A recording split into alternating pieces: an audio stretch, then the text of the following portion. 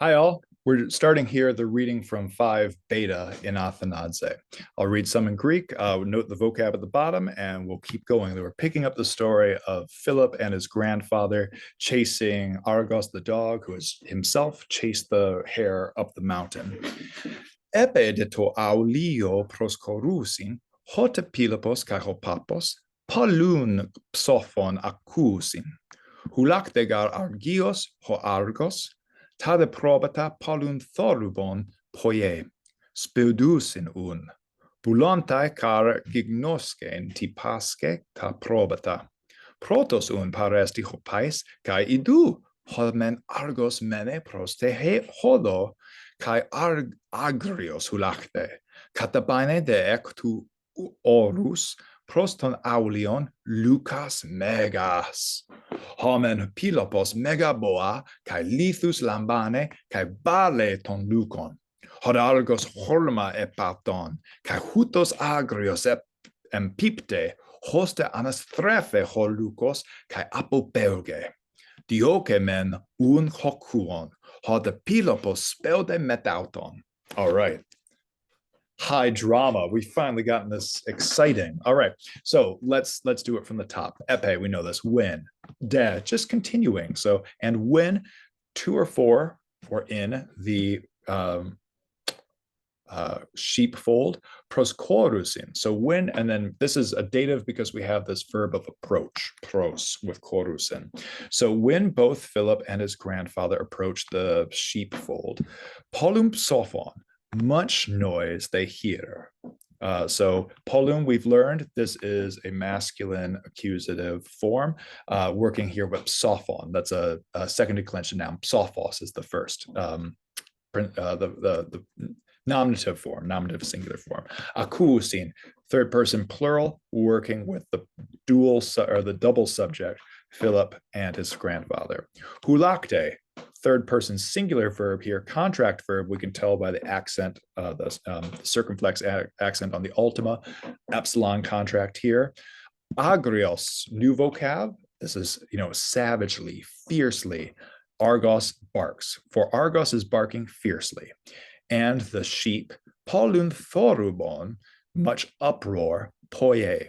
So note, this is the first time, I think in the readings, maybe the second or third time, that we've had a neuter plural subject take a third person singular verb. This is a peculiarity, as we're coming to learn, of Greek, that neuter subjects, even if they're plural in their number, always take third person singular verbs. It's a way that they're kind of a count noun and they're just kind of reduced to the group of, we don't think of them as individual heads of sheep here. We're thinking of them as a group in terms of their verbal action at any rate.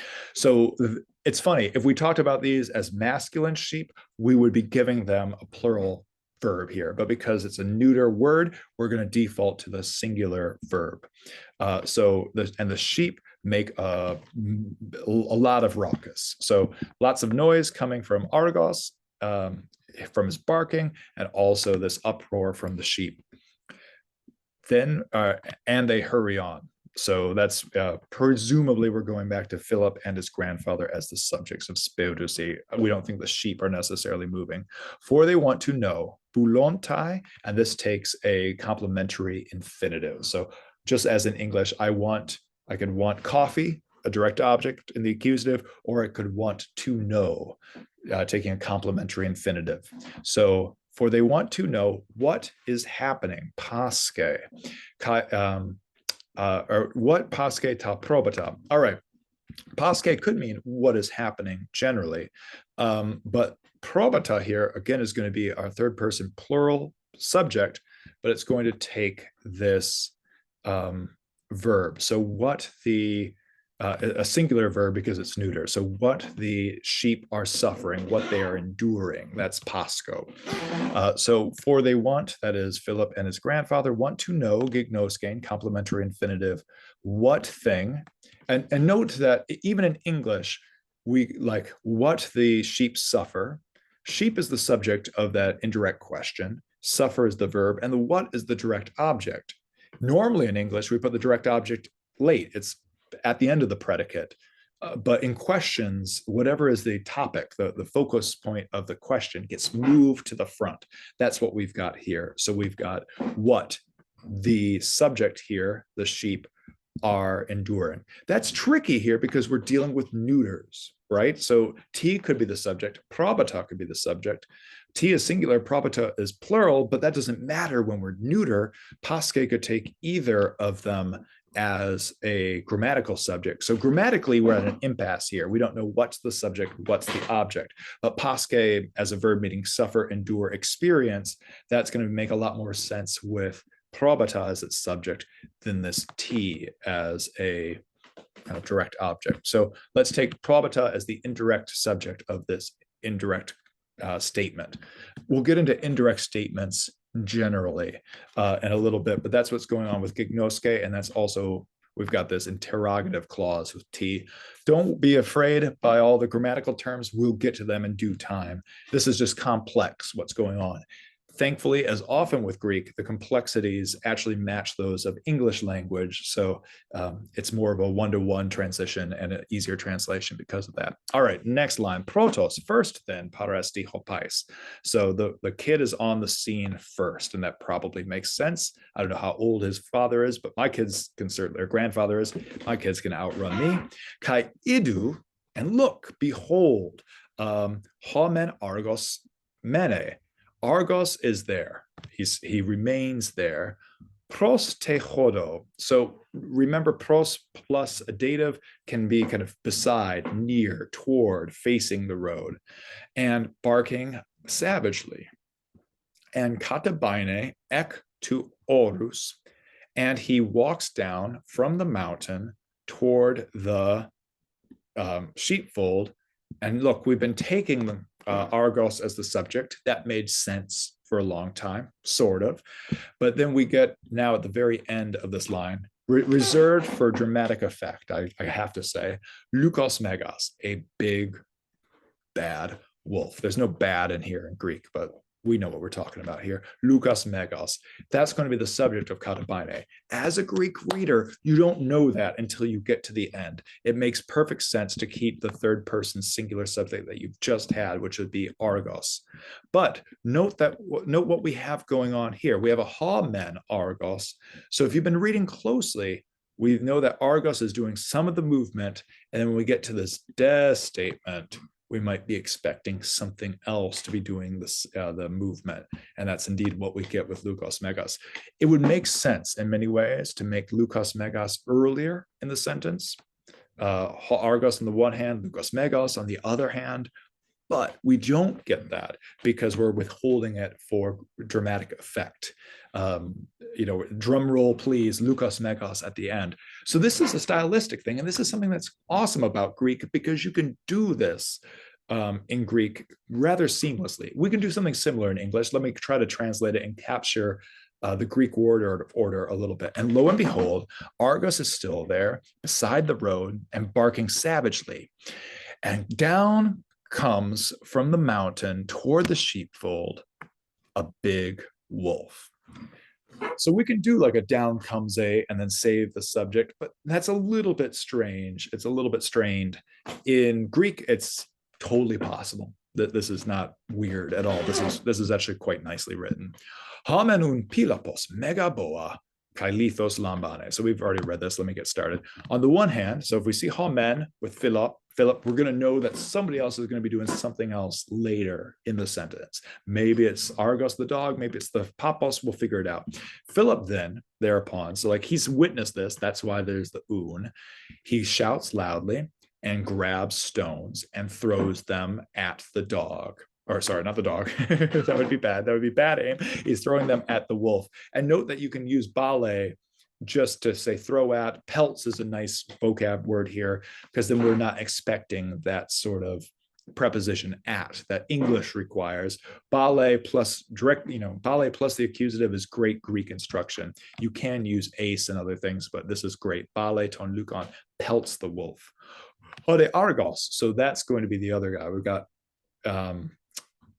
Philip doing the throwing, and Argos is going to race, rush, horma.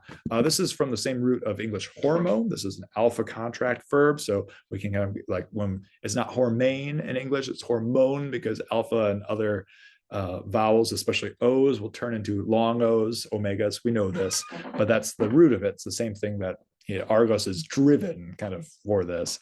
He rushes upon Auton. Who is this? Grammatically, it's a little bit unclear. That Auton could easily refer back to Philip, but we've just talked about the wolf and we know. Yeah, so it's got to be rushes upon him. And so savagely, empiptein, falls upon, attacks him, and attacks so savagely that, again, this is hutos followed by hostes, so adjective that, a result clause. Anastrefe, turns back. Strefo is to turn, ana is to kind of go up or back, turns back up, holukos kai apophuge. Now, who's doing the pelgang? The filgang, that's the wolf here. The kai is connecting two grammatical equals, so the subject of anastrefe also needs to be the subject of apopheuge or apopelge. So that's what we're looking at here. The wolf turns and leaves, flees. Dioke men un hokuon. We gotta love that Argos. He's got such chutzpah, such moxie. On the one hand, then, the dog pursues, but Philip, on the one hand, the dog pursues, and Philip, on the other hand, again, maybe that's over translation, hurries after him. So the dog sets out, that's the first thing, and then Philip, for his part, is following the dog. So we got a nice little chain here. Hode papos ere es akronto oros heke, kai ton lukon hora kai boa elthedero pilepe, medioke ale panelthe.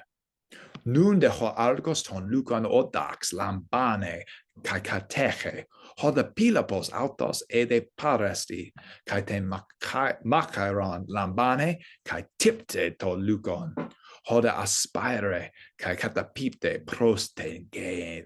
Oh, it's so good. High drama here. All right, let's get it. And the grandfather already is good, but maybe at this time, by this time, the grandfather has come to the mountaintop and sees the wolf and shouts, "Come here, Philip. Don't pursue, but return." And at this moment, Nunde, Argos, Odax, with his teeth, it's a great adverb. You just gotta pause and appreciate that adverb. With his teeth, one word. Lambane grabs hold of the wolf with his teeth, and kateche holds fast. So grabs it and holds on. Hodepilapos autos. This is intensifying. This is saying, and Philip himself being there already. So he's, because we've already learned that Argos is so strong and brave of a dog, he got there first, but by holding the wolf, now Philip has arrived. He's present, and his knife, his makaira, he takes and strikes Tupte, the wolf. And Hode aspire, the wolf struggles and falls down, katapipte, and prone, proste gain, to the earth. I think there's a little bit more, but this is all they have on this page. This was good enough to see you through, I hope. I hope this was fun.